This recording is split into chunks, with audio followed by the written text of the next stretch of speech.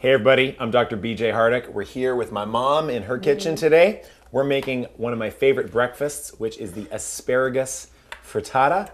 Actually, it's my favorite lunch and one of my favorite dinners as well, because really, eggs are just a good source of protein, good thing to eat, period. But in the book, we've got a salmon frittata, so this is a little bit of a mix-up on it. It's an asparagus frittata, which is one of my favorites. So I'm gonna start cracking some eggs here. One thing that you'll notice when you get good eggs, I get mine from a farmer, actually, who brings them in to town once a week, and a lot of our patients, a lot of our clients, they do this. They get the eggs directly from the farmer. Watch this. The yolks, they're a little, they're darker than when you get a conventional egg. I've even seen where they're almost orange. Now I'm gonna try it my mom's way here. There we go. See that? You break it onto the inside, and then whoops, there we go. My kitchen's a little messier than my mom's, but it works. So there we go. So we're gonna use, for this small version, we're gonna do maybe about 6, 7 eggs. All the quantities are right there on the site. We got a giant whisker upper here. Okay, and then I'm using this, I like the combination of coconut oil and ghee butter. And this is a grass-fed ghee. It's amazing. Yeah. I mean, so ghee is clarified butter, and this stuff that we get, again, it's I think it's a 25-75 split, but you can use coconut oil, you can use grass-fed butter, you can use a combination of the both, and it really adds a good flavor to it when you put the butter part adds, especially nice with eggs. So I've just heated some of that up in a pan, and I'm adding, I don't know, maybe a half a cup of just diced up onions. And we'll just get that started while BJ's whisking away. One reason why we want to use ideally coconut oil when we do these things, so this product that we're using today uses largely coconut oil. The good thing is you can get it up to a high temperature and it won't scorch and it doesn't denature it either. So that's why we want to use that.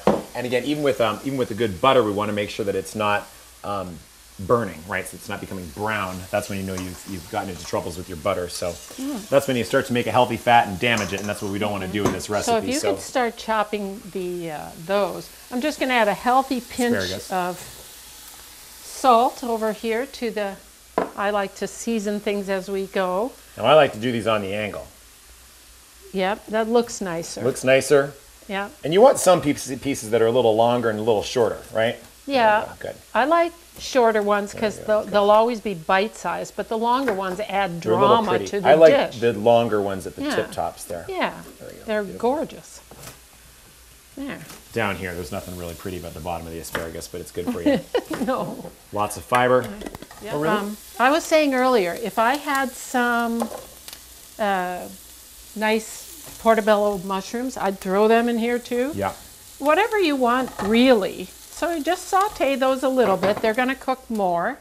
Then we're going to add this and let these saute. And then we'll add the eggs, but if you want to start putting in, actually we do have, no, I think this is about right. Oh, spilled a couple. Asparagus overboard. All right. So then I'll saute these around. What do you want me to do with the eggs? Well, we're not ready yet, but we just want to saute them a little bit. I would start grating a little bit of cheese. I grated a tiny bit already. Making a frittata can be very intense, and when we come over, there is a certain element that has to be very well timed with the frittata.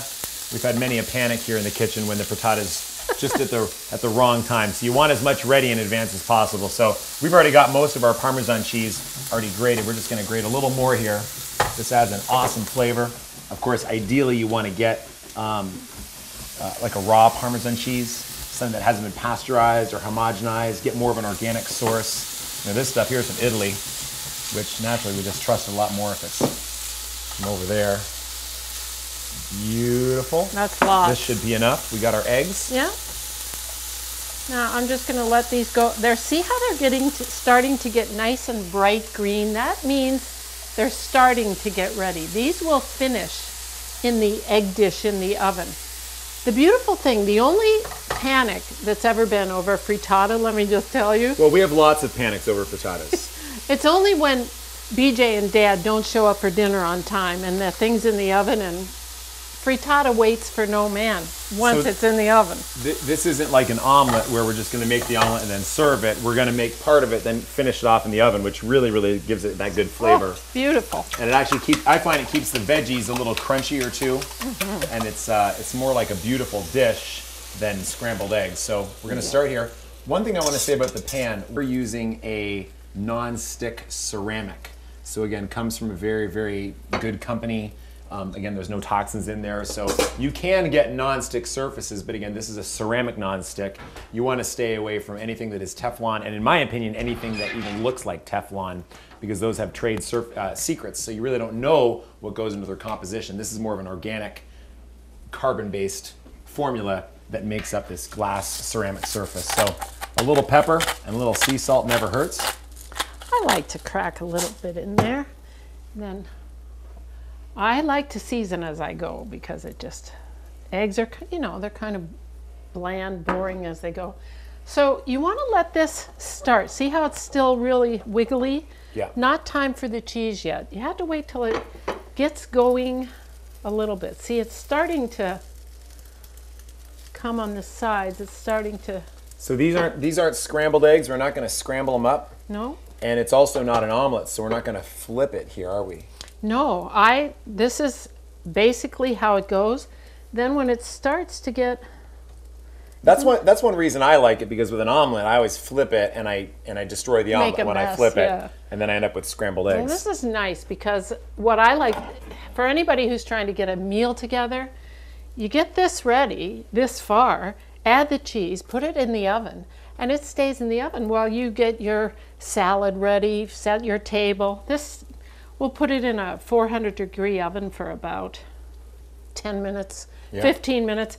And if everybody's not there for dinner, turn off the oven. It'll be fun. That's the only time we have a real stress.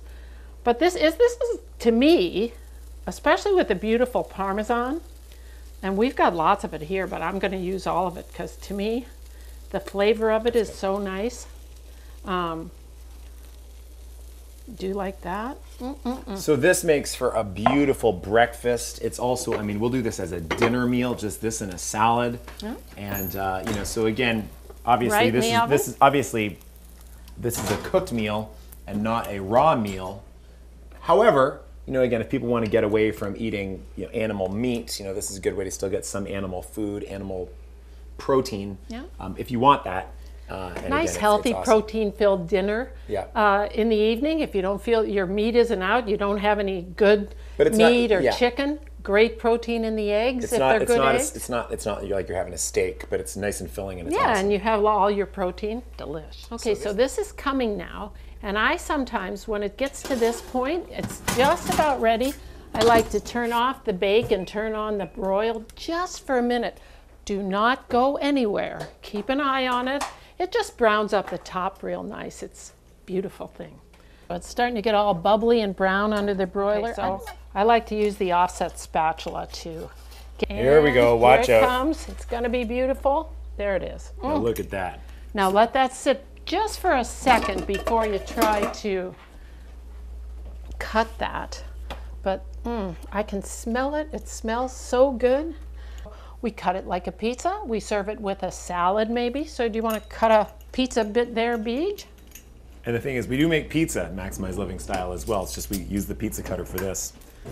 You're probably thinking that we don't need a pizza cutter, but we can make good Maximize Living pizza. That'll be on the blog as well. I find for something this size, usually 2 pieces is good. For the average person, if you're hungry, 3 pieces does you in. Some of these things you want to let them sit for a little while, right? It's hot, but it'll be delish. You try it. Am I going to burn my tongue? I'm not sure. No, we usually do have that sit a while longer. That's burning.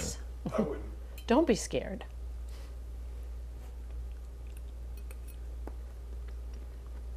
Is it good? Is it hot?